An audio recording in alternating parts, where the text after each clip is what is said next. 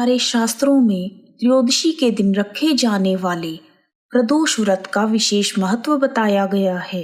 सोमवार को आने वाले प्रदोष व्रत को सोम प्रदोष या चंद्र प्रदोष भी कहा जाता है।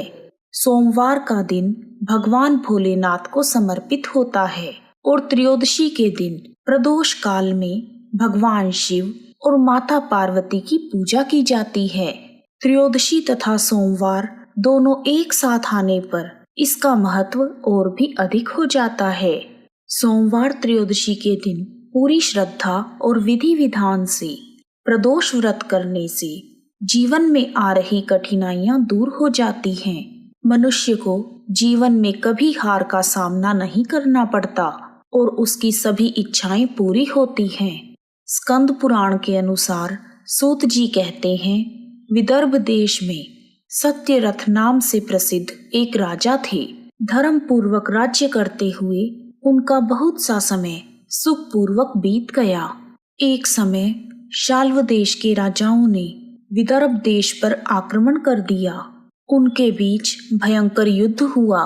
दोनों पक्षों की बहुत सी सेना मारी गई, परंतु अंत में विदर्भ देश के राजा भी उनके हाथों से मारे गए। विदर्भ राज की गर्भवती स्त्री दुखी होकर रात के समय राजभवन से निकलकर वन की ओर चली गई। सुबह होने पर उस रानी ने जलाशय के किनारे एक वृक्ष के नीचे एक सुंदर से पुत्र को जन्म दिया। उसके बाद वह प्यास से व्याकुल होकर जलाशय में पानी पीने गई। इतने में ही एक घड़ियाल ने आकर उसे अपना ग्रास बना लिया। वह बालक पैदा होते ही माता पिता से हीन हो गया। जब वह नवजात शिशु वृक्ष के नीचे पड़ा हुआ जोर जोर से रो रहा था, उसी समय भगवान भोलेनाथ की कृपा से वहां पर एक उमा नाम की ब्राह्मणी पहुंची। वह अपने 1 वर्ष के बालक शुचिव्रत को गोद में लिए हुए थी। वह ब्राह्मणी बहुत ही गरीब और विधवा थी। वह भीख मांगकर अपना गुजारा करती थी। उस बालक को रोते हुए देखकर उसने मन ही मन सोचा, अरे यह तो बड़ी हैरानी की बात है कि यह नवजात शिशु जिसकी अभी तक नाल भी नहीं कटी यहाँ पर पड़ा हुआ है। इसकी माता कहाँ चली गई? जब वह ब्राह्मणी सोच में डूबी हुई थी, उसी समय वहां से एक सन्यासी गुजरे। वह ऐसे जान पड़ते थे मानो साक्षात शंकर भगवान हो।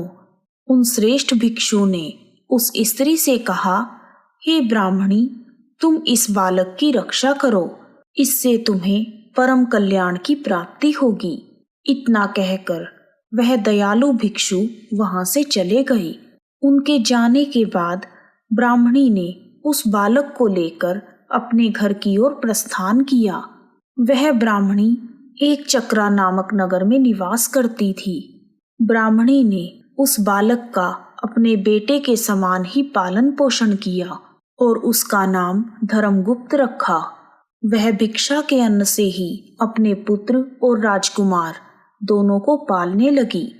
एक दिन वह ब्राह्मणी उन दोनों बालकों को साथ लेकर भीख मांगती हुई देव मंदिर में चली गई। उस समय वहां पर शांडिल्य मुनि पधारे हुए थे। शांडिल्य मुनि को देखकर ब्राह्मणी ने उन्हें प्रणाम करके पूछा, हे ब्राह्मण, एक सन्यासी के कहने पर मैं इस बालक को अपने घर ले आई हूँ। अभी तक मुझे इसके कुल का पता नहीं चला, फिर भी मैं अपने पुत्र की तरह ही इसका पालन पोषण करती हूँ। आप ज्ञान के नेत्रों से देखकर मुझे बताने की कृपा करें कि यह बालक किस कुल में उत्पन्न हुआ है और इसके माता पिता कौन हैं।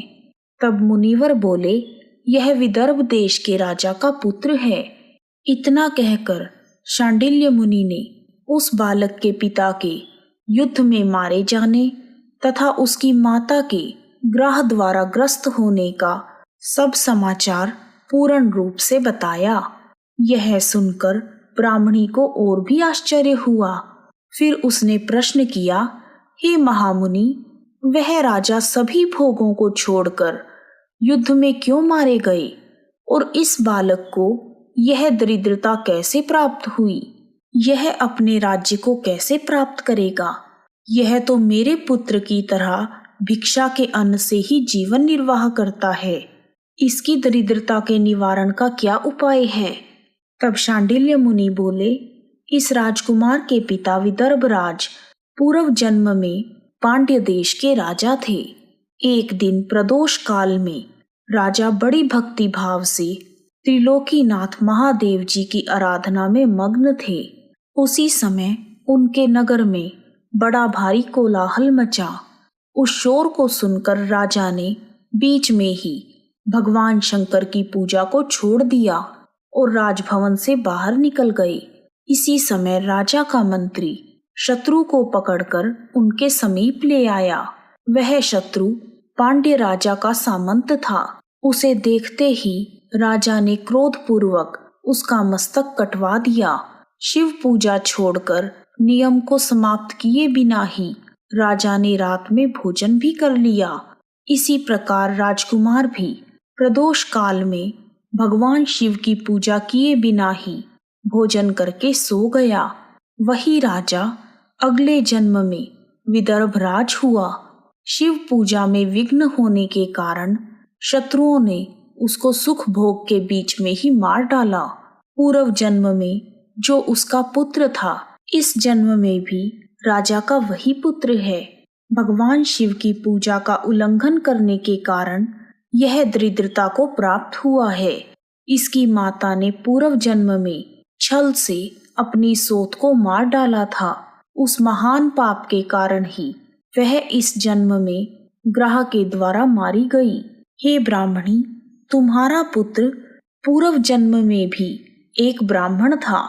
इसने अपना सारा जीवन केवल दान लेने में बिताया है, यज्ञ आदि सत्कर्म नहीं किए, इसलिए यह दरिद्रता को प्राप्त हुआ है।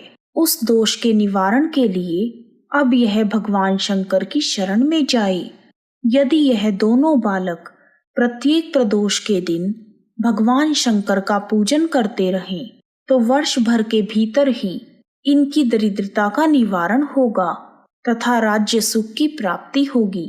इस प्रकार शरण में आई हुई ब्राह्मणी को मधुर वचनों द्वारा आश्वासन देकर शांडिल्य मुनि ने उनके दोनों बालकों को भगवान शंकर की आराधना के मंत्र का उपदेश दिया। उसके बाद ब्राह्मणी अपने दोनों बालकों को लेकर वहां से चली गई।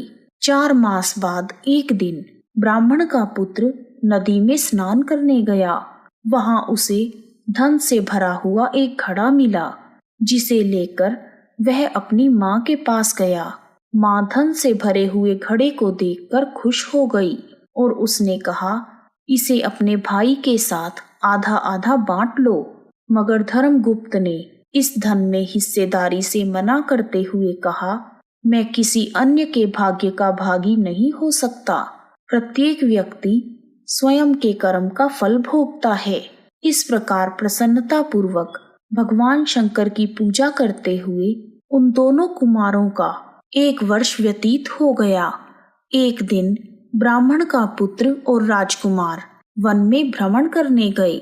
मार्ग में उन्होंने देखा कि अनेक गंधर्व कन्याएं आपस में खेल रही थी। ब्राह्मण कुमार वहीं पर रुक गया और राजकुमार से बोला, हमें इससे आगे नहीं जाना चाहिए। ये गंधर्व कन्याएं हैं, किसी को भी अपनी ओर आकर्षित कर सकती हैं। मगर राजकुमार निडर होकर आगे बढ़ता गया। जब मुख्य गंधर्व कन्या ने राजकुमार धर्मगुप्त को देखा तो वह उसके प्रति आकर्षित हो गई। उसने अपनी सभी सखियों को फूल चुनने के लिए भेज दिया और राजकुमार के पास आने की प्रतीक्षा करने लगी। उसे अकेला देखकर राजकुमार उसके पास गया और उससे बातचीत शुरू की। उसने बताया कि मैं विदर्भ देश का राजकुमार हूँ। मेरे माता पिता अब इस संसार में नहीं हैं और शत्रुओं ने हमारे राज्य पर कब्जा कर लिया है।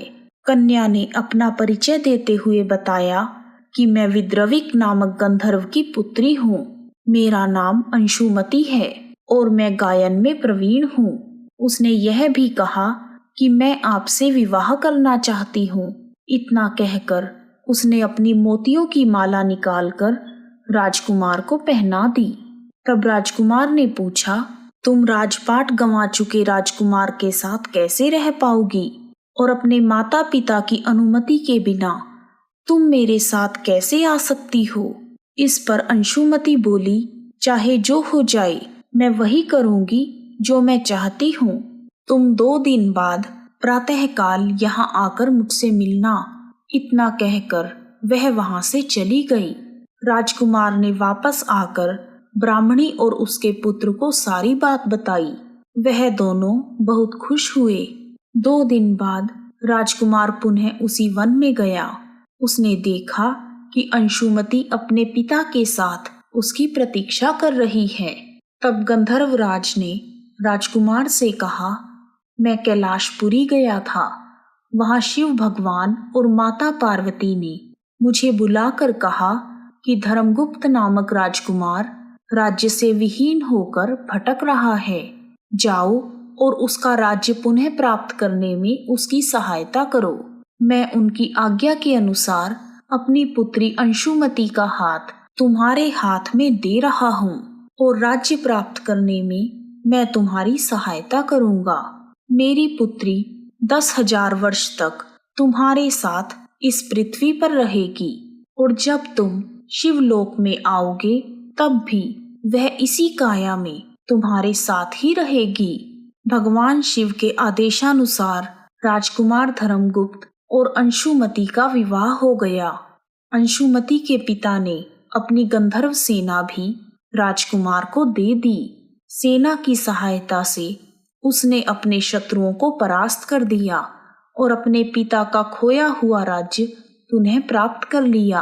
अब राजकुमार धर्मगुप्त राजा बन गया।